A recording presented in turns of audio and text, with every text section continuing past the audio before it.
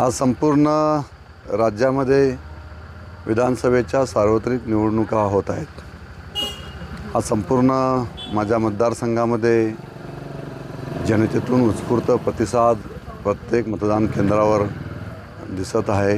कार्यकर्त्यांचा मोठा उत्साह त्या ठिकाणी दिसत आहे। संपूर्ण राज्यामध्ये सुद्धा आदरणीय राज्याचे मुख्यमंत्री एकनाथजी शिंदे साहेब यांच्या नेतृत्वाखाली शिवसेना, भारतीय जनता पार्टी, RPI, राष्ट्रवादी महायुती सक्षमपणे या निवडणुकीला सामोरे गेलेली।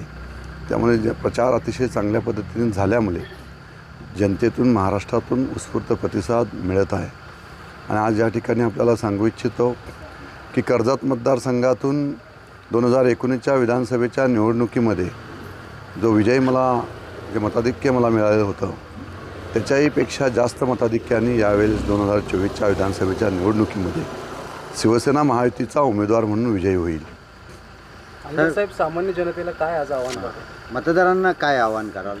जे नवीन मतदार आहेत त्यांना काय आव्हान कराल? संपूर्ण मतदारसंघातील सुज्ञ मतदार बंधू भगिनींना मी आवाहन करतो की आपण आपलं बहुमूल्य मत हे या ठिकाणी आज मतदान होत आहे त्या ठिकाणी आपण करावं, कारण आपलं मत हे विकासाला जाणार आहे।